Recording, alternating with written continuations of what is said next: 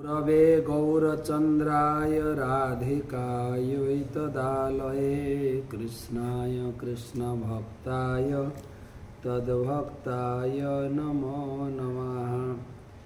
वन्देऽहं श्रीगुरो श्रीयुतपदकमलं श्रीगुरून् वैष्णवांश्च श्रीरूपं साग्रजातं सहगण रघुनाथान्वितं तं सजीवं साद्वैतं सावधूतं परिजनसहितं कृष्णचैतन्यदेवं श्रीराधाकृष्णपादं सहगण ललिता श्रीविशाखान्वितंश्च। नमो ॐ विष्णुपादाय कृष्णप्रेष्ठाय भूतले श्रीमते भक्तिवेदान्त स्वामिनिति नामिने। नमस्ते सारस्वते देवे गौरवाणी प्रचारिणे निर्विशेष शून्यवादी पाश्चात्यदेशतारिणे। आजनुलम्बित भुजौ कनकावदातौ संकीर्तनैकपितरौ कमलायताक्षौ विश्वम्भरौ द्विजवरौ युगधर्मपालौ वन्दे जगत्प्रियकरौ करुणावतारौ। नमः पंकजनाभाय नमः पंकजमालिने नमः पंकजनेत्राय नमस्ते पंकजांग्रहे।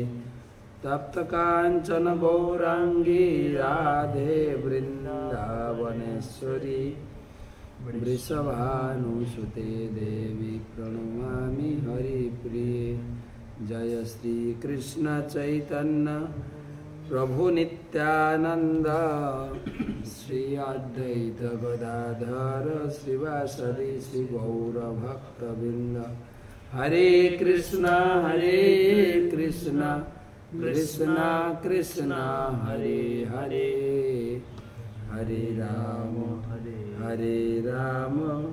राम राम हरे हरे। ओम नमो भगवते वासुदेवाय ओम नमो भगवते वासुदेवाय ओम नमो भगवते वासुदेवाय ओम नमो भगवते वासुदेवाय। नारायणं नमस्कृत्य नरं चैव नरोत्तमं देवीं सरस्वतीं व्यासं ततो जयम् उदीरये। तमादिदेवं करुणानिधानं तमालवर्णं सुहितावतारम् अपार संसार समुद्रसेतुं भजामहे भागवत स्वरूपम्। ग्रंथराज श्रीमद् भागवतम चतुर्थ स्कंधे अष्टाविंशति अध्यायेर आज के षड्विंशति श्लोक থেকে আলোচনা প্রসঙ্গ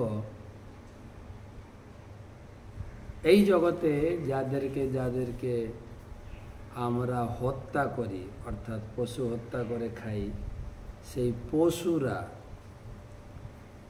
পরবর্তীতে আমাকে হত্যা করবে সেই আলোচনা প্রসঙ্গ আমাদের আজকে 897তম ভাগবত রসমাধুরী সেমিনারে উপস্থিত সমস্ত ভক্তমণ্ডলী মমতাময়ী মাতৃমণ্ডলী সকলকে জানাই আন্তরিক প্রীতি শুভেচ্ছা অভিনন্দন।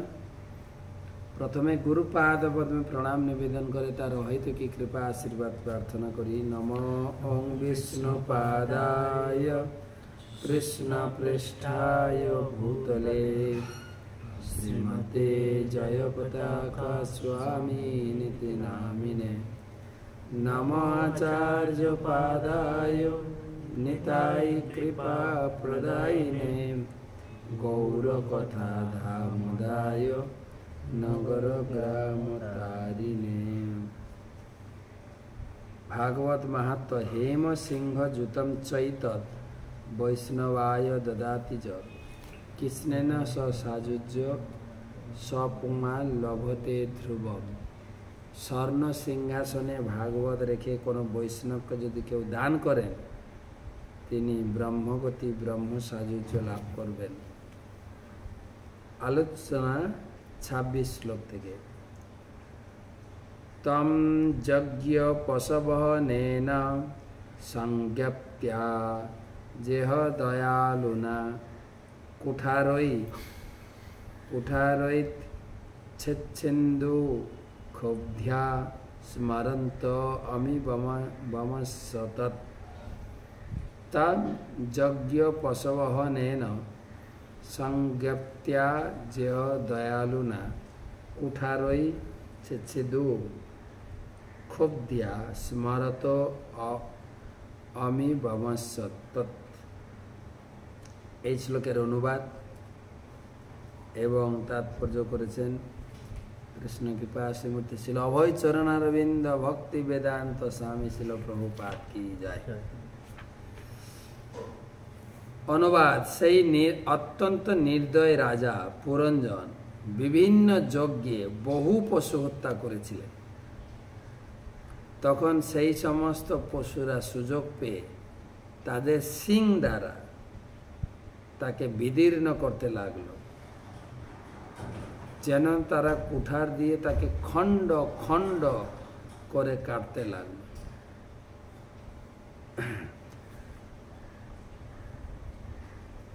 আমরা শুনে আসছি প্রাচীন বহির্ষদকে মহারাজ প্রাচীন বহির্ষদকে নারদ মুনি এই কর্মকাণ্ড পন্থা বন্ধ করতে চাইছে। তার পুত্র 10 প্রচেতা ভগবানের সাধনায় গেছেন আর তিনি নিজে কর্মকাণ্ডে যুক্ত হয়েছে। অত্যন্ত দয়ালু নারদ মুনি তার সেই কর্মকাণ্ডীয় পন্থা বন্ধ করার জন্য একটা রূপক কাহিনীর অবতারণা করেছেন। সেই কাহিনী আমরা পড়ছি পুরঞ্জনের কাহিনী। তো এখন পুরঞ্জন হচ্ছে জীবাত্মা আর দেহটা হচ্ছে গৃহ। এখন মৃত্যুর সময় পঞ্চ প্রাণ বিশিষ্ট সেই আত্মা এবং সূক্ষ্ম দেহ সহ যমদূত তাকে টেনে নিয়ে যাচ্ছেন। আর রাস্তায় যত আমরা পশু হত্যা করি সেই পশুরা অপেক্ষা করে আমার মৃত্যুর পর আমাকে তার প্রতিশোধ নেবেন। তাৎপর্য, যারা ধর্মের নামে অথবা আহার করার জন্য পশু আহার করে, পশু হত্যা করে, মৃত্যুর পর এই প্রকার দণ্ড ভোগ করতে হয়। মাংস শব্দটির অর্থ মাম মানে আমাকে এবং স মানে সে, এই শব্দ দুটির সমন্বয়। অর্থাৎ যে পশুগুলিকে আমরা হত্যা করি আবার আমাদেরকে হত্যা করার জন্য তাদের সুযোগ দিতে হবে। অর্থাৎ মাংস, মাম মানে আমি, আমি স মানে তুমি, আমি তোমাকে এখন কেটে খাচ্ছি, পরবর্তীতে তুমি আমাকে কেটে খেও। এই এগ্রিমেন্ট, এই শর্ত করে আমরা মাংস খাই। এটা বেদে বলা হয়েছে। মাংস কথাটির আক্ষরিক অর্থ মাংস, এটা তো বেদের কথা। কিন্তু আমরাও তো যদি বেদ নাও মানি, কর্মপন্থা যদি গ্রহণ করি, কর্মপন্থা, যেমন কর্ম তেমন ফল। কর্মের দর্শনে বলা হয়েছে, একথা বৈজ্ঞানিকের দ্বারাও প্রমাণিত। আমরা সেই নিউটনের ৩য় সূত্র স্কুলে পড়তাম, প্রত্যেক কর্মের সমান এবং বিপরীত প্রতিক্রিয়া। Every action has an equal and opposite reaction. সেটা তো স্বীকার করতেই হবে। আমি যদি কাউকে ভালোবাসি, সে ভালোবাসার প্রতিদান দেবে, আর কাউকে যদি আমি হিংসা করি, সে হিংসার প্রতিদান দেবে। তো সেটাই বলছেন, মাংস কথাটির অর্থ আমরা উদর পূর্তির জন্য, জিহ্বার রসনা তৃপ্তির জন্য যাদেরকে মেরে খাই, তারাই আমাকে মৃত্যুর পরে তারাই আমাকে তার প্রতিশোধ নেবে। মাংস মৃত্যুর পর সেই সমস্ত পশুদের শিংয়ের দ্বারা বিদীর্ণ হওয়ার বেদনা অনুভব করতে হবে। তা না জেনে মূর্খেরা অসহায় পশুদের নির্বিবাদে হত্যা করে। আমাদের তো ধর্মপন্থা তো বা বেদের কথা তো পড়ানো হয়ই না, শুধুমাত্র কিছু কথা রিসার্চ করা বা নিজেদের কিছু জ্ঞানের গর্মিতা দিয়ে আমাদের স্কুল কলেজে ছেলে মেয়েদেরকে শেখায়। যেরকম একটা বলে না জীবন বিজ্ঞানে, যে কিছু পশু আছে মাংসাশী, কিছু পশু আছে শাকাহারী, মাংস খায় না, যেরকম গরু, হরিণ, ওরা আছে শাকাহারী। কিন্তু যখন মানুষের বেলায় লেখা হলো সর্বভুক, আমাদেরটা বেছে নিয়েছি, কিন্তু সর্বভুক আমরা সব খাবো, আমরা মাংসাশী তারপরে শাকাহারী, আমরা নিজেদেরকে এরকম বিভক্ত করব না। আমরা আমাদের টাইটেল হচ্ছে সর্বভুক, সব খাবো আমরা। আমাদের একজন গৌড়ী মঠের মহারাজ বলছে, মানুষের মুখটা যেন হাইড্রেন, বুঝলেন, বাড়ির সমস্ত নোংরা আবর্জনা ড্রেন দিয়ে ভেসে যায়। ট্রেনে চলতে চলতে, লোকাল ট্রেনে দেখবেন লোকে বসে আছেন আর কত রকমের হকারি উঠে, ছোলা সিদ্ধ, গরম গরম ছোলা সিদ্ধ খাচ্ছে, মুড়ি খাচ্ছে, আর তাদের বলার স্টাইলও একটা হলো মর্রি। এখন নতুন করে আবার বলা শুরু হয়েছে খড়গপুর লাইনে, খারাপ চা লোককে আকর্ষণ করে। ঘুম থেকে উঠতে উঠতে খারাপ চা, এই চা দিয়ে যাও, শুধু চা বলছে না, খারাপ চা বলছে, এখন বলা শুরু করে। তো যা আসছে খাচ্ছে, বাদাম ভাজা, ছোলা ভাজা, ডিম সিদ্ধ, যা আসছে খাচ্ছেই, হ্যাঁ না, ড্রেন খোলা আছে, যা আসছে হ্যাঁ। আবার কিছু লোক আর ছড়া বলে, যা দেবে অঙ্গে তাই যাবে সঙ্গে, ছড়া বলে খাচ্ছে লোকে প্রচুর পরিমাণে। হ্যাঁ, জাবর কাটার মতো সারা দিন মুখ চলছে লোকে। আর লোকের মনকে আকর্ষণ করার জন্য সারাদিন লোকে এত কষ্ট করে অফিস করছে, আর কেউ সিট পায় না, বসে এত টেনশনের মধ্যে যায়, সেই তাদের মাঝখানে একটু মুখরোচক দিয়ে লোকগুলোকে ভুলিয়ে রাখে। হ্যাঁ, এগুলো খায়। একটা লোক উঠছে, পা তুলে দেবো, হাঁ করে দিচ্ছে, পা তুলে দেবো। ওর হাতে পাতি লেবু আছে, পাতি লেবু দেবো, সংক্ষেপে পা তুলে দেবো। তো খাচ্ছে মানুষের একটা খাদ্যাভ্যাস বিচার রয়েছে, কি খাবে কি খাবে না। সেই হিসাবে বিজ্ঞান ভিত্তিকভাবে ভগবদ গীতাতে ভগবান বুঝিয়েছেন মানুষের আহার, কিন্তু সেগুলো তো পড়ানো হয় না। তো অনেক কিছু পড়ানো হচ্ছে। আসলে 700 বছর আগে, মানে আমাদের 700 বছর এই ভারতকে মুসলিম শাসন করেছেন, 200 বছর ব্রিটিশ শাসন গেছে, ইতিহাস দেখা যায়। তো মুসলিম শাসনের সময় ভারত থেকে আমাদের ধার্মিক সিলেবাসগুলোকে তুলে দেওয়া হয়েছে। তারপরে ব্রিটিশ শাসন এসছে, ব্রিটিশ শাসনে তো আমরা এখন ব্রিটিশ শাসন, ব্রিটিশ কালচার নিয়ে চলছি। আমাদের ছেলেমেয়েরা একটু মাতা পিতা এগুলো বলা ছেড়ে দিয়েছে। মম ড্যাড, তারপরে হাই হলো বাই চলছে এখন। আর আমাদের ছেলেমেয়েরা একটু ইংরেজি শিখবে, সব খ্রিস্টান কালচার। আমাদের বৈদিক সংস্কৃতির কালচারটা নেই, তো তো শিখবো কোথায়? আমাদের শাস্ত্র পড়লে বোঝা যায় যে মাংস খাওয়াটা কত রিস্কি, কত রিস্কি। বাকি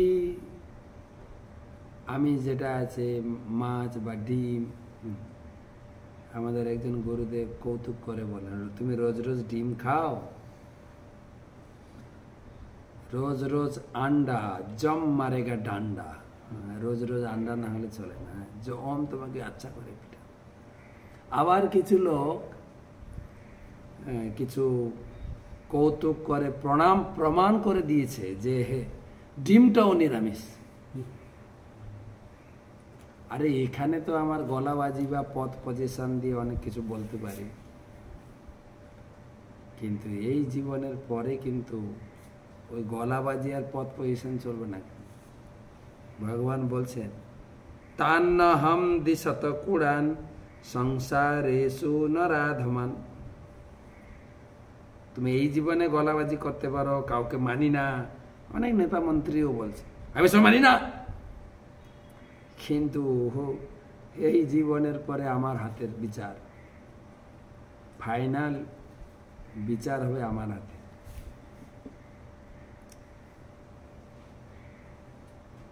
মূর্খেরা অসহায় পশুদের নির্বিবাদে হত্যা করে। তথাকথিত সভ্য মানব সমাজ ধর্মের নামে এবং আহারের নামে বহু কসাই খেলা খুলছে। যারা একটু ধর্মপরায়ণ তারা মন্দিরে মসজিদে উপাসনালয়ে পশু হত্যা করছে, কিছু আবার ধর্মের নাম করেও করছে। একে তো পশু বলি আছে, আবার কিছু লাল কাপড় পরে তারাও বলাবাজি করছে, বলছে কোথায় বলা আছে নিরামিষ খাওয়ার কথা?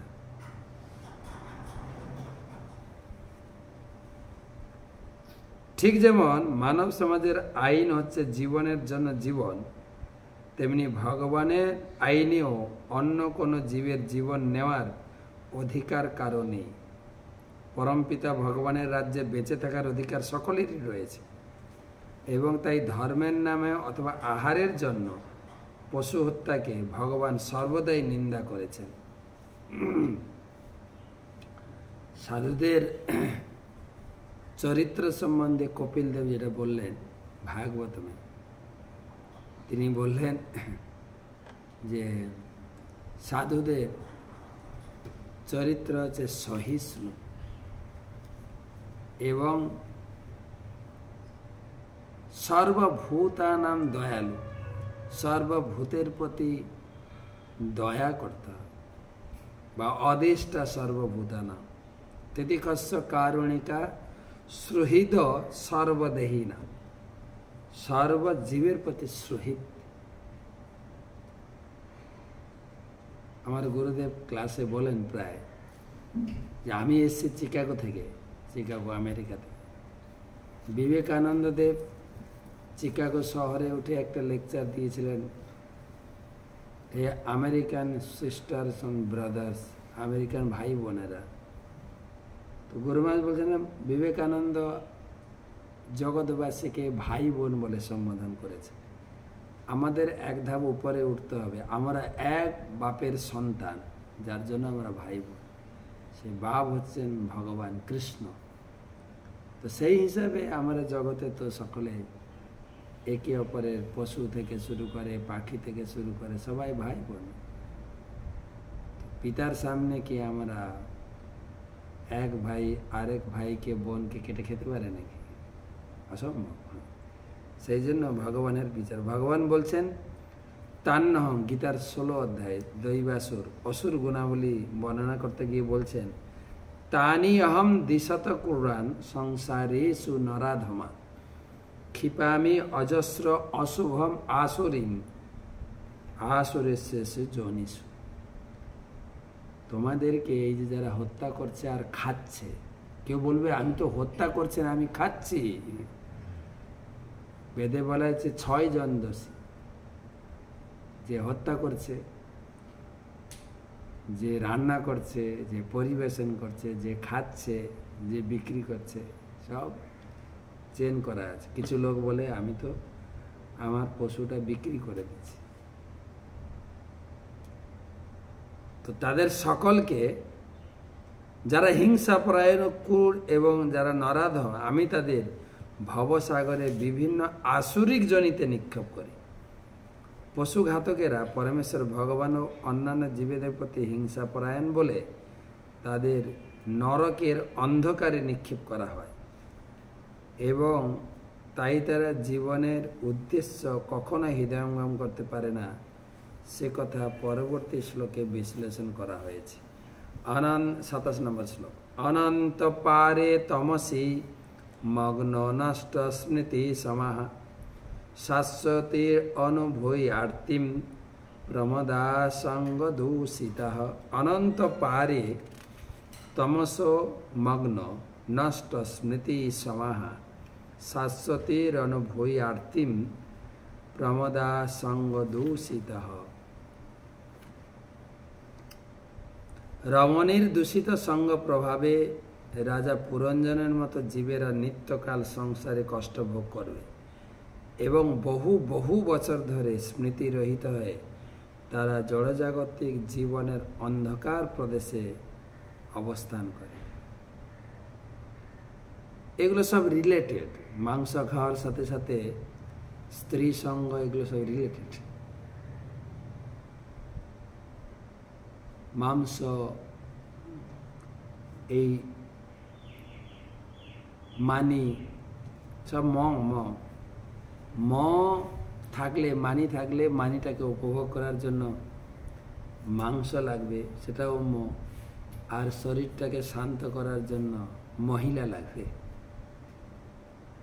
সবগুলোই পাপের ভান্ডার, সব। সেটা এখানে বলছেন রমণীর সঙ্গ আর মাংস আহার, এই দুটো নরকের অন্ধকার প্রদেশে গমন করে। তাৎপর্য: জড়জাগতিক অস্তিত্বের বর্ণনা। জীব যখন কৃষ্ণের নিত্য দাস রূপে তার প্রকৃত পরিচয় ভুলে গিয়ে নষ্ট স্মৃতি স্ত্রীর প্রতি আসক্ত হয়, তখন সংসার বন্ধন শুরু হয়। গীতাতে তো আরেকটু কড়া করে ভগবান বলেছেন যে যখনই দেহি সংস্পর্শজা সুখ, যখনই সংস্পর্শ সুখ, স্বামী স্ত্রী মিলনের সংস্পর্শ সুখ শুরু হবে, তখন দুঃখ জনয়ে বদে, দুঃখের জনি। শুধু কি জন্মগ্রহণ করবে? দুঃখ। দুঃখের জনি এই সংস্পর্শ সুখকে বলা হয়। তিতাব দুঃখ ভোগ করে। মানব সভ্যতাকে অজ্ঞানের গভীরতম অন্ধকার থেকে রক্ষা করার উদ্দেশ্যে কৃষ্ণ ভাবনামিত আন্দোলন শুরু করা হয়েছে। এই আন্দোলনের মুখ্য উদ্দেশ্য হচ্ছে নষ্ট স্মৃতি জীবেদের কৃষ্ণ ভাবনার অমৃত সম্বন্ধে মনে করিয়ে দেওয়া। কৃষ্ণকে ভুলে গেছে। যেরকম হয় না, আমাদের মেলাতে অনুসন্ধান অফিস থাকে, জানেন? অনুসন্ধান অফিস। আমার লোক হারিয়ে গেছে, আপনার লোক হারিয়ে গেছে, দিয়ে খবর দেবে আর লোকে গিয়ে বলে।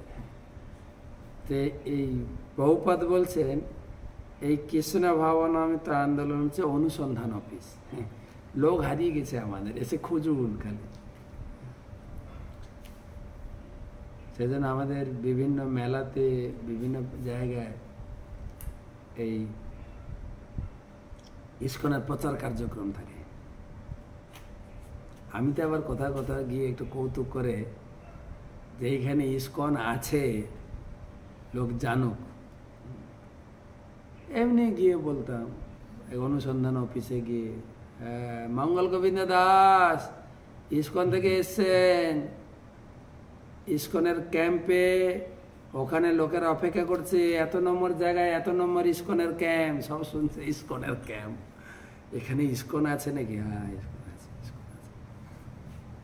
তো ইস্কনের ইস্কন ক্যাম্প হচ্ছে হারিয়ে যাওয়া লোককে খোঁজার জন্য। মানে আমরা হচ্ছি ভগবানের সন্তান হয়ে ভগবান থেকে হারিয়ে গেছি।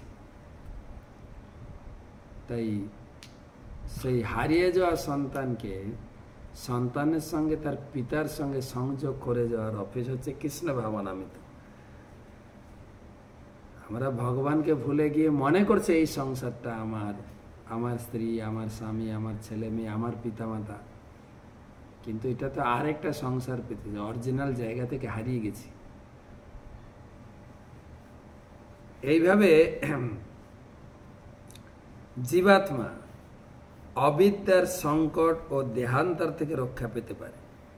এই সম্বন্ধে ছিল ভক্তিবিনোদ ঠাকুর গিয়েছেন, অনাদি কর্ম ফলে পড়ি ভবার নবজলে, তরিবারে না দেখি উপায়, এ বিষয় হলা হলে দিবানিশি হিয়া জলে। এ বিষয়, যার যত বিষয়, কালকে একজন বলছিলেন আমার টাকা পয়সা নেই, আমি বলে আপনার বিষ একটু কম আছে। শাস্ত্রে বলছে এ বিষয় হলা হলে দিবানিশি হিয়া চলে। আমাদের মায়াপুরে এটা মুসলিম ছেলে ছিল আলম ভাই, এমনি আমাদের মন্দিরে লেবারি কাজ করত। তারপরে তার মোটামুটি জমি জায়গা ছিল, ধীরে ধীরে জমি জায়গা সব বিক্রি করে, কেন মায়াপুরে এখন আন্তর্জাতিক ট্যুরিজম হতে চলেছে, বিদেশ থেকে বহু লোক আসছে, বহু চড়া দামে জমি জায়গা বিক্রি করেছে। এখন বিশাল একটা বিল্ডিং মানে ফ্ল্যাট বিক্রি করেছে, ভাড়া দিয়েছে, এখন কয়েক কোটি টাকার মানে। একজন কৌতুক করে জিজ্ঞেস করছে, কে আলম ভাই কেমন আছে? আর বলো না, রাত্রে ঘুম হয় না।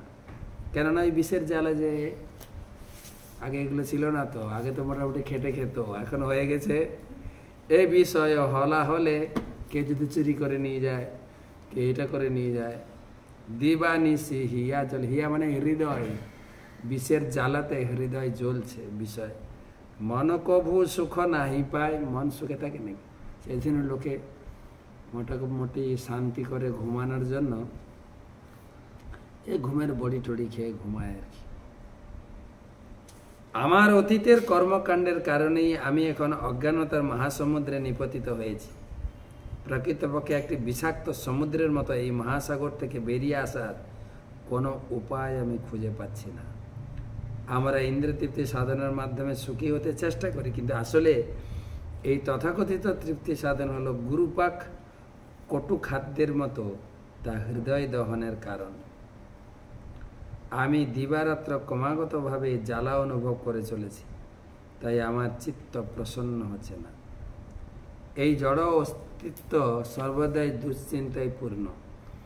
মানুষ সর্বদাই এই দুশ্চিন্তা দূর করার চেষ্টা করছে, কিন্তু যেহেতু তারা আদর্শ নেতার দ্বারা পরিচালিত হচ্ছে না, তাই তারা নেশা করে এবং রতিক্রিয়ায় লিপ্ত হয়ে তাদের সেই জড়জাগতিক দুঃখ দুর্দশার কথা ভুলে যাওয়ার চেষ্টা করে। মোটামুটি একটু নেশা করা, স্ত্রী সঙ্গ করে ভুলে যাওয়ার চেষ্টা করে। এর আগের 3য় অধ্যায়ে বলা হয়েছে পুরুষের লিঙ্গতে একবার স্পর্শ সুখ আছে, ওই স্পর্শ সুখে দেহের ক্লান্তি সব ভুলে যায়, আবার খাটতে শুরু করে। তো এখানে সেটাই বলছেন, মূর্খ মানুষেরা জানেন না যে নেশা ও স্ত্রী সঙ্গের দ্বারা দুশ্চিন্তা থেকে মুক্ত হওয়ার চেষ্টা করে, কেবল তার জড়জগতের তারা আরও দৃঢ়ভাবে আবদ্ধ হয়। এইভাবে সংসারের দুশ্চিন্তা থেকে মুক্ত হওয়া সম্ভব নয়। সেজন্য সম্রাট কুলশেখর বলেছেন, ইদম শরীরম সপ্তসন্ধি জর্জরম পতত্তবসম পরিণাম পেশলম। এ শরীরে 206টা হাড় আছে, হ্যাঁ, আমরা বিজ্ঞানের ভাষায় পড়েছি। জয়েন্ট আছে 100টা। শতসন্ধি, সন্ধি, সন্ধি মানে জয়েন্ট। আর সবসময় জয়েন্টগুলো কামড়াচ্ছে, জয়েন্ট পেন বলে না, জয়েন্ট পেন। শতসন্ধি জর্জর, ইদম শরীরম শতসন্ধি জর্জরম। আর এই গাঁটের ব্যথা, জয়েন্ট পেন নিয়ে কোনো রকমে বেঁচে আছে। লাভটা কি? পরিণাম পেশলম পতত্ব অবসম। এই শরীরটা পাতিত হবে শ্মশানে গিয়ে পিটিয়ে পিটিয়ে পুড়ানো হবে, এর আর কিছু লাভ নেই। পরিণাম অপেশলম। প্রশ্ন করছে কি করব তাহলে? কিম ঔষধম মূঢ়মতে, কিম ঔষধম পৃচ্ছসি মূঢ়মতে। তাহলে এই জয়েন্ট পেনের ওষুধটা কি? নিরাময়ম কৃষ্ণ রসায়ন পিব। নিরাময়ের মেন মেডিসিন হচ্ছে নিয়মিত ভাগবত কথা শুনুন, তাহলে নিরাময় হবে, জয়েন্ট পেন থেকে মুক্ত হয়ে যায়। এই জয়েন্ট পেনের নিবারণের একটা ঔষধ ভাগবত। প্রমদা সঙ্গ দূষিত শব্দটি ইঙ্গিত করে যে অন্যান্য সমস্ত কলুষের কথা ছেড়ে দিলেও কেউ যদি স্ত্রীলোকদের প্রতি আসক্ত থাকে তাহলে সে একটি সেই কলুষই তাকে চিরকালের জন্য জড়জগতে বন্ধনে রাখার পক্ষে যথেষ্ট। তাই বৈদিক সভ্যতায় জীবনের শুরু থেকেই মানুষকে নারীর প্রতি আসক্তি বর্জন করার শিক্ষা দেওয়া হয়। জীবনের প্রথম আশ্রয় হচ্ছে ব্রহ্মচর্য, দ্বিতীয় আশ্রম হচ্ছে গার্হস্থ, তৃতীয় আশ্রম হচ্ছে বানপ্রস্থ, চতুর্থ আশ্রম হচ্ছে সন্ন্যাস। মানুষকে স্ত্রী সঙ্গ থেকে মুক্ত হওয়ার শিক্ষা দেওয়ার জন্য এই সমস্ত আশ্রমগুলি করা হয়েছে। আরেকটা শ্লোক পড়ি।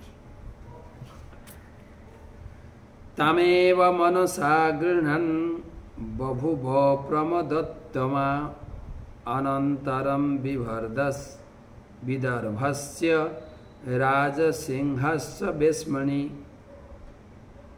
তামেব মনসা গৃহ্ণন বভুব প্রমদোত্তমা অনন্তরম বিদর্ভস্য রাজসিংহস্য বেশ্মণি। অনুবাদ: রাজা পুরঞ্জন তার পত্নীর কথা চিন্তা করতে করতে দেহত্যাগ করেছিলেন, তাই তার পরবর্তী জীবনে সে এক অতি সুন্দরী উত্তম ললনা হয়েছিলেন। রাজারই গৃহে তার পরজন্মে বিদর্ভ রাজার কন্যা হন। মৃত্যুর সময় যে যা চিন্তা করে মারা যাবে সেই রকম দেহ পাবে। যেহেতু রাজা পুরঞ্জন তার মৃত্যুর সময় তার পত্নীর কথা চিন্তা করেছিলেন, তাই তার পরবর্তী জীবনে তিনি তার স্ত্রী শরীর প্রাপ্ত হয়েছিলেন। ভগবদ্গীতায় ৮ম অধ্যায়ে ৬ষ্ঠ শ্লোকে সেই সত্য প্রতিপন্ন করা হয়েছে। জম জম বাপি স্মরণ ভাবম ত্যজত্যন্তে কালে বরম তম তমৈ বৈতি কৌন্তেয় সদা তদ্ভাব ভাবিত। যে যে ভাব স্মরণ করে দেহত্যাগ করবে সেটা আসবে। মৃত্যুর সময় যে অবস্থা চিন্তা করে জীব দেহত্যাগ করে সে তার পরবর্তী জীবন নিঃসন্দেহে সেই দেহ প্রাপ্ত। তো মৃত্যুর সময় অন্য চিন্তাও তো আসতে পারে। তো এখানে বলা হয়েছে সাধারণত পুরুষের ক্ষেত্রে স্ত্রী চিন্তা আছে, কারণ তার জীবনের সহায়ক ছিলেন স্ত্রী প্রতি পদক্ষেপে। সেই জন্য আমি শুনেছি, শাস্ত্রে কোথাও লেখা আছে, দেখতে হবে, স্ত্রী যদি আগে মারা যায় স্বামীর আগে, সেই স্ত্রীও ভাগ্যবতী, স্বামীও ভাগ্যবান। তারা মৃত্যুর সময় স্ত্রী চিন্তা আসবে, স্ত্রীর চিন্তাটা এসে যায় যে আমি একে একা রেখে যাচ্ছি, আমার ছেলে বৌমারা দেখবে কিনা, বা এর অবস্থা কি হবে, একটু চিন্তা আসে। যে বিশেষ বিষয়ের চিন্তার জীব মগ্ন থাকে মৃত্যুর সময় সেই চিন্তাই করবে। জাগ্রত অবস্থায়, স্বপ্নাবস্থা অর্থাৎ সুষুপ্তিতে যে চিন্তা জীবের জীবনকে ঘিরে থাকে মৃত্যুর সময় সেই চিন্তা করবে। ভগবানের সঙ্গ থেকে বিচ্যুত হওয়ার পর জীব এইভাবে প্রকৃতির নিয়মে এক দেহ থেকে আরেক দেহে দেহান্তরিত হতে থাকে, অবশেষে মনুষ্য জীবন লাভ করে। মনুষ্য জীবনে যদি সে আধ্যাত্মিক জীবনকে অবহেলা করে জড়জাগতিক চিন্তায় মগ্ন থাকে এবং জন্ম মৃত্যুর সমস্ত সমস্যার সমাধানকারী পরমেশ্বর ভগবান গোবিন্দের শ্রীপাদপদ্মের আশ্রয় গ্রহণ না করে, তাহলে পরবর্তী জীবনে সে একটি স্ত্রী শরীর প্রাপ্ত হয়, বিশেষ করে যদি তার পত্নীর কথা চিন্তা করে। জম জম বাপি আর তম তম গতি, কিরকম ভগবান লিখেছেন একদম। জম জম বাপি স্মরণ ভাবম তেজত্যন্তে কলেবরম তম তময়। জম জম আর তম তম, যা যা একদম মেপে মেপে বলেছেন ভগবান।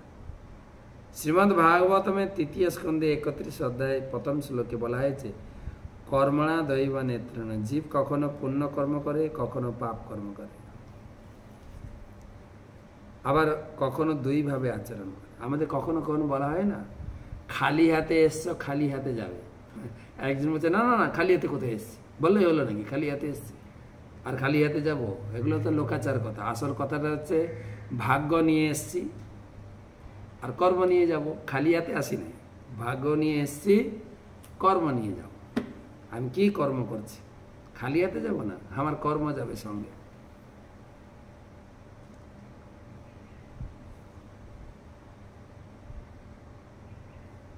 তো জীব কখনো পুণ্যকর্ম করে, কখনো পাপ কর্ম করে, কখনো দুইভাবে করে। বলে না ভালো মন্দ সব কাছে লাগানো আছে, ভালো মন্দ। ভালো মন্দ খেয়ে আসি, ভালো মন্দ দেখে আসি। আমাদের হিন্দি গান আছে, কবি খুশি কবি গম, টারারাম পম পম। মোটামুটি সুখ দুঃখ নিয়ে জীবন। তো কখনো কিছু পুণ্য করি, সুযোগ পেলে পুণ্যবান লোকের সান্নিধ্যে এলে পুণ্য করতে থাকি, আবার পাপী লোকদের সংস্পর্শে এলে আবার পাপ করতে থাকি। জীবনটা এরকম। সেজন্য শাস্ত্রে বলছে পুণ্যবান বা সুকৃতিবান বা ভক্ত সঙ্গে থাকে, তাহলে জীবনটা সুরক্ষিত। তাই সমস্ত কর্মেরই হিসাব নিকাশ রাখা হয় এবং দৈবের তত্ত্বাবধানে জীব একটি নতুন শরীর প্রাপ্ত হয়। রাজা পুরঞ্জন যদিও তার পত্নীর প্রতি অত্যন্ত আসক্ত ছিলেন, তবুও তিনি বহু পুণ্যকর্ম অনুষ্ঠান করেছিলেন।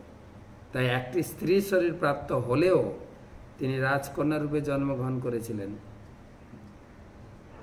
আমি স্ত্রী চিন্তা করতে করতে বলে স্ত্রী শরীর পাবো, কিন্তু কি স্ত্রী শরীর পাবো? রাজকন্যা হতে পারি, গরিবের ঘরে স্ত্রী মেয়ে হতে পারি, অথবা আমি পশু পাখির স্ত্রীও হতে পারি।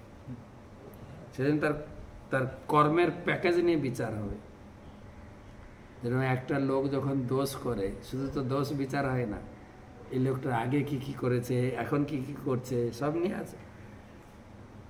তো সেই জন্য ভগবান বলছেন প্রাপ্য পুণ্য কি তান লোকান উচ্ছিতা শাশ্বতী সমা শুচি নাম শ্রীমতাম গেহে যোগ ভ্রষ্ট অভিজায়তে। অসফল যোগী বহু বছর ধরে পুণ্য জীবাত্মাদের সুখ উপভোগ করার পর ধনী পরিবার বা সম্ভ্রান্ত পরিবারে জন্মগ্রহণ। কেউ যদি কর্ম, সকাম কর্ম, মনোধর্ম প্রসূত জ্ঞান তথা যোগের প্রতি অত্যন্ত আসক্ত থাকার ফলে ভক্তি যোগের মার্গ থেকে অধপতিত হয়, তাহলে তিনি সম্ভ্রান্ত ও ধনী পরিবারে জন্মগ্রহণ করার সুযোগ পাবেন। পরমেশ্বর ভগবান দেবতাদের নিযুক্ত করেছেন তাদের জীবেদের বাসনা অনুসারে তাদের পূর্বকৃত কর্মের ন্যায্য ফল প্রদান করে। যদিও রাজা পুরঞ্জন তার পত্নীর প্রতি অত্যন্ত আসক্ত হয়েছিলেন, স্ত্রী শরীর প্রাপ্ত হয়েছিলেন, তবে তার পুণ্য কর্মের ফলে তিনি এক রাজ পরিবারে জন্মগ্রহণ করেছিলেন। মূল কথা হচ্ছে আরেকটি শরীর দান করার পূর্বে আমাদের সমস্ত কার্যকলাপ মূল্যায়ন হয়। নারদ মুনি তাই ব্যাসদেবকে উপদেশ দিয়েছিলেন, মানুষের কর্তব্য হচ্ছে সমস্ত কর্ম পরিত্যাগ করে কেবল কৃষ্ণ ভক্তির পন্থা অবলম্বন করা। সেই উপদেশ স্বয়ং শ্রীকৃষ্ণ দিয়েছেন। তাই ভক্ত যদি আধ্যাত্মিক চেতনার স্তর থেকে বিচ্যুত হয়, তো পরবর্তী জীবনে তিনি ভগবত ভক্ত বা কোনো ধনী ব্যক্তির গৃহে মনুষ্য শরীর প্রাপ্ত হবেন। এইভাবে তিনি তার ভগবত ভক্তির অনুশীলন চালিয়ে যাওয়ার সুযোগ প্রাপ্ত হবেন। তো এইখানে তাৎপর্য হতো, এই তাৎপর্য পড়লেই আপনি অনেক কথা জানতে পারবেন। আর অনেক বড় বড় তাৎপর্য প্রভুপাদ দিয়েছেন। প্রত্যেকটি শ্লোকের প্রত্যেকটি শব্দের তাৎপর্য, এটার মানে কি, ওইটার মানে অর্থ বুঝিয়েছেন। তাই আমি সবার সামনে তাৎপর্য পড়ে বোঝাচ্ছি, এবং যাদের বই আছে আমার সঙ্গে সঙ্গে পড়বে, তাহলে বোঝা যায়। যাই হোক, আজকে জগন্নাথের কাহিনী হলো না। আজকে এই শ্লোকগুলো পড়তে পড়তে আমাদের সময় তো অতিক্রান্ত হয়ে গেছে, কিন্তু অনেকগুলো মূল্যবান কথা আজকে আমরা জানতে পারলাম।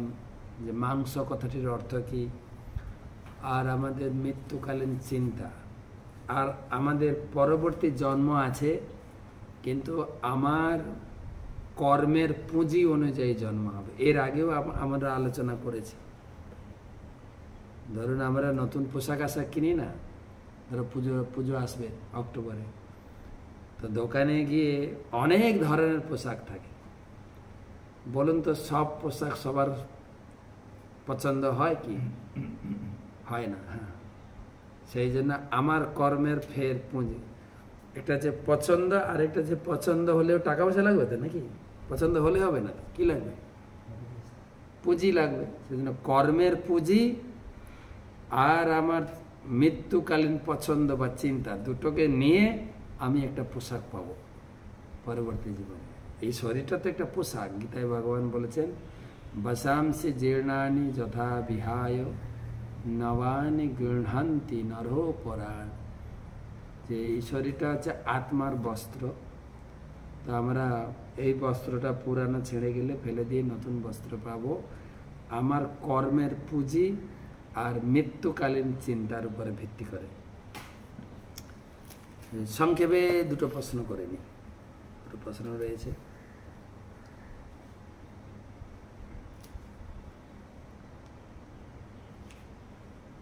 প্রশ্ন করেছেন রাধা শ্যাম গড়াই, হাওড়া থেকে রাধা শ্যাম গড়াই প্রশ্ন করেছেন, হরে কৃষ্ণ মহারাজ, আপনি আমার দণ্ডবত প্রণাম দেবেন। মহারাজ, আমাদের মতো সাধারণ মানুষ জীবনে কিছু পাপপূর্ণ কাজ, তার সাথে কিছু পুণ্য কাজও করে থাকে। ফলে আমাদের মৃত্যুর পর আমাদের আত্মা সহ সূক্ষ্ম শরীর জমালে নিয়ে গিয়ে পাপের শাস্তিস্বরূপ বিভিন্ন নরকে দণ্ড দেওয়া হয়। এই দণ্ডের ফলে নিশ্চয়ই আমাদের এই জন্মের পাপ খালন হয়ে যায়। তাহলে তারপর আমাদের অতৃপ্তি আসে, অতৃপ্তি আসক্তি বা বাসনা অনুযায়ী আমাদের নতুন দেহ প্রাপ্ত হয়। নরক যন্ত্রণা ভোগের ফলে যদি আমাদের সব পাপ শেষ হয়ে যায়, তাহলে আমরা পরের জন্মে কেন পূর্বজন্মের কর্মের ফল ভোগ করি বলা হয়? তাহলে কি নরক যন্ত্রণা ভোগ করলেও আমাদের পাপ সম্পূর্ণ খালন হয় না? ব্যাপারটা ঠিক বুঝতে পারছি না। অল্প কথায় যদি ব্যাপারটা বুঝিয়ে দেন, অল্প কথাই বলবো, ডিটেলস বললে তো সময় হবে না। অল্প কথা হচ্ছে, ভক্তিরসামৃত সিন্ধু বা বেদে এই পাপ কর্মের ফলকে 4 ভাগে ভাগ করা হয়েছে। প্রারব্ধ, অপ্রারব্ধ, কূট আর বীজ ফলন। 5 ভাগে। প্রারব্ধ, অপ্রারব্ধ, কূট, বীজ, ফলন, মুখ। 4 ভাগে বলা যায়। প্রারব্ধ মানে পাপ কর্মের ফল আমি পাচ্ছি, আর অপ্রারব্ধ মানে আছে, জমা আছে, কিন্তু ওটা জমা আছে, ওটা কূট, কূট থেকে বীজ হবে, বীজ থেকে ফলন মুখ হবে, তখন ভোগ হবে। তো কিছু পাপ নরকে ভোগ করতে হয়, প্রারব্ধ। আবার কিছু জমা থেকে যায়, যেগুলো কয়েক জন্ম লেগে যায় ভোগ করতে। বা কখনো কেউ যদি ভক্ত হয়, কৃষ্ণ ভক্ত হয়, ভগবান তার সে কয়েক জন্মের জমে থাকা হার্ড ডিস্ক, মানে পাপের হার্ড ডিস্কটা ভগবান খালি করে দেন। বেদে বলা হয়েছে বা ব্রহ্মসংহিতা বলা হয়েছে, কিন্তু ভক্তি চ ভাজম, কেউ যদি ভগবানকে ভক্তি করেন, তার সমস্ত পাপ, বা ভগবান নিজেও তিনি এগ্রিমেন্ট করেছেন, শর্ত করেছেন না, তুমি আমার চরণে আত্মসমর্পণ করো, তোমার সব পাপ আমি নিয়ে নেব। সর্বধর্মান পরিত্যাজ্য মামেকম শরণং ব্রজ অহম তাম সর্ব পাপেভ্যো মোক্ষয়িষ্যামি মা শুচ। আমি তোমার সব পাপ। তো ভক্ত হলে সব পাপ থেকে মুক্ত হয়, শুধু নরকে পিটালে সব পাপ থেকে মুক্ত হওয়া যায় না। আরেকটা প্রশ্ন পড়ি। প্রশ্ন করেছেন গোপাল পাত্র, হুগলি থেকে।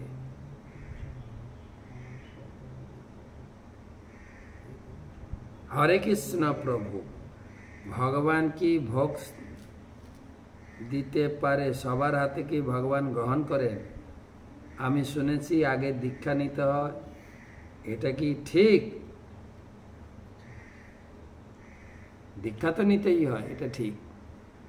ভোগ সবাই দিতে পারে, ভোগ দেওয়ার অধিকার সবাই আছে, কিন্তু ভগবান গ্রহণ করবেন কিনা সেটা ভগবান জানেন। ভগবান বলেছেন, গীতায় ভগবান বলছেন, যে পত্রং পুষ্পং ফলম তয়ম জমে ভক্তিয়া প্রযচ্ছতি। এই পাতা, ফল, মূল, জল দিয়ে কিছু নিবেদিত কেউ যদি আমাকে নিবেদন করে, কিভাবে নিবেদন করবে? ভক্তিয়া, ভক্তির সহিত নিবেদন। তদহং ভক্ত অপহৃত আসনামে, সেই ভক্তের অর্পিত ভোগ আসনামে আমি খাই। সেখানে দীক্ষার কথা লেখা নেই, দীক্ষা নিয়ে ভোগ লাগাতে হবে, লেখা নেই। ভক্তি দিয়ে কেউ যদি এই নিরামিষ কিছু রন্ধন করে বা পাকওয়ান করে ভগবানকে লাগায়, ভক্ত বলছে আমি খাই। কি খাই? তার ভক্তিটা খাই, ভক্তি দিয়ে সে অর্পণ করছে। কিন্তু আমাদের গুরু পরম্পরা ধারায়, বৈষ্ণব পরম্পরা ধারায় আমাদের শেখানো হয়েছে, আমরা ওই ভক্তি আছে কি নেই, আমরা তো ততটা ভক্তি নেইও, আর ভগবান গ্রহণ করবেন না করে অত রিস্কে যাব কেন? তাই আমাদের শেখানো হয়েছে আমি ভোগ নিবেদন করার সময় গুরুদেবকে দিই। আমরা ভোগ নিবেদন করার সময় আমার দীক্ষা গুরুর একটা আসন আর যাকে ভোগ নিবেদন করছে তার দুটো আসন রাখা হয়। আমি গুরুদেবের কাছে অর্পণ করি, প্রার্থনা গুরুদেব আপনি ভগবানকে ভোগ লাগান। সেই গুরুদেব তার গুরুদেবকে দেন, তার গুরুদেব করে অন্তিমে রাধারানীর হাতে পৌঁছান, রাধারানী ভগবানকে খাওয়ান। আর সেটাই শাস্ত্রে প্রমাণিত। রাধিকার পক্কয়ন্ন বিবিধ ব্যঞ্জন পরম আনন্দে কৃষ্ণ করেন ভোজন। রাধিকার হাতে খান, আমার হাতে আপনার হাতে খান না। দীক্ষা নিলেও খাবেন কিনা ভগবান, সেটা ভগবানের উপর নির্ভর করছে। তো মূল কথা হচ্ছে দীক্ষা নেওয়ার কারণটা হচ্ছে আমরা ভগবানের সেই পরম্পরাতে যুক্ত হয়ে যাই। তার ফলে ভগবান আমার দেওয়া, আমি যে ভোগ অর্পণ করি সেটা গুরু পরম্পরার মাধ্যমে গ্রহণ করেন, ওটা গ্যারেন্টি। এটার জন্য আমরা দীক্ষা নিতে হয়। আর দীক্ষা নিয়ে ভোগ লাগানোর কথা বলা হয়েছে। তো আজকে এই পর্যন্ত রাখি। তো কালকে না হয় কালকের ক্লাসে জগন্নাথের লীলা আরও কিছু শোনাবো। এখন তো আছে, কতদিন বাকি আছে, প্লাস একদম রথযাত্রা শেষ পর্যন্ত আমাদের জগন্নাথ লীলা প্রতিদিন একটু একটু করে বলার চেষ্টা করব। সবাই ভালো থাকবেন, সুস্থ থাকবেন, সুরক্ষিত থাকবেন। শুভরাত্রি।